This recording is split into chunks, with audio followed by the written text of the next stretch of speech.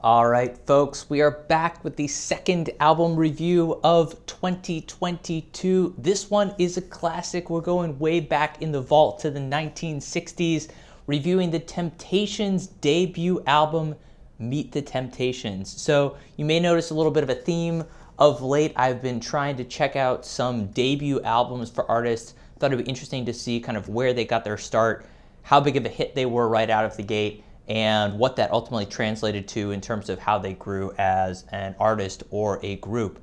So the Temptations, obviously an absolute classic group, huge Motown cultural influence, and just absolutely central to that entire genre of music.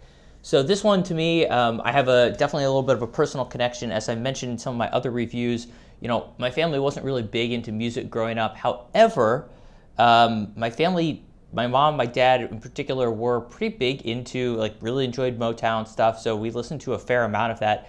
In addition, I, as a kid, really loved the Temptations movie that came out in, I don't know, probably like the mid-90s or something like that. Watched it nonstop with my brother, so I know a ton of the Temptations music, so this one was cool to explore from that perspective and really see kind of where they got their start from a top to bottom album perspective.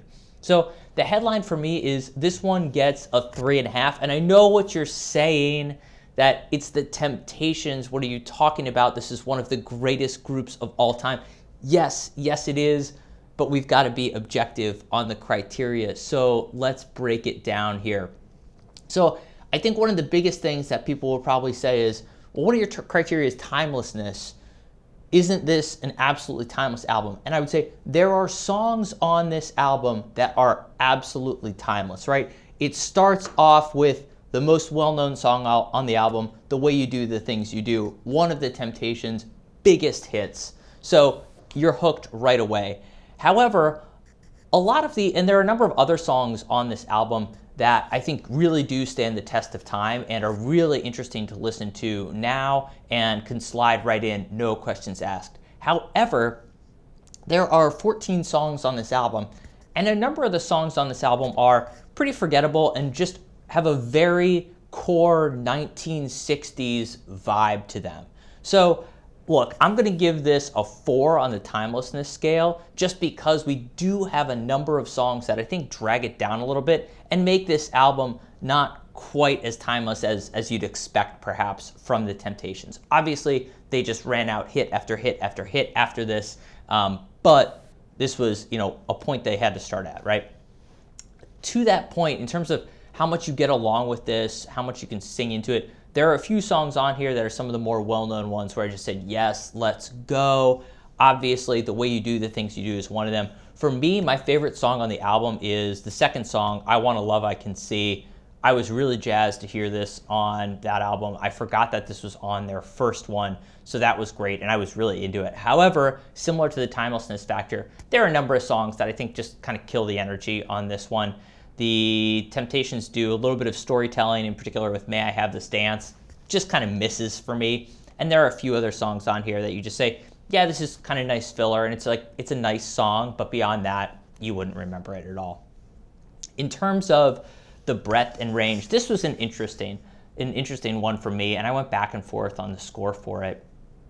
Obviously, the album as a whole does, I think, have a 1960s vibe to it. However, I think the Temptations do exhibit a decent amount of range and show you how they can get more poppy. They show you how they were advancing and a little bit more forward thinking in terms of the type of music that they were putting out there and what they were thinking about. But they also show you that they can slow it down and give you a totally different vibe. In particular with another one of the more well-known songs on this, Mother of Mine, just absolutely shifts gears, gives you a totally different feel, and they do it incredibly, incredibly well too. So I really like to see that, which was neat. The lyrics side of things, this is one to me, it just didn't strike as hard for me, so I gave this one a 3. This is one of their lower scores for sure. Music and production, look, I'll give them credit for the highs here. I think they really do hit a lot of great stuff, so this ultimately gets a 4. So look, 3.5 across the board. A really solid debut album. It's nice this guy, Barry Gordy, decided to give him a second chance. They definitely showed enough on this album to absolutely warrant the second one, which obviously, just turned into one of the greatest groups of all time. But anyway, fun one to review. As always, subscribe, listen, give you some feedback if you want to hear it. Thanks.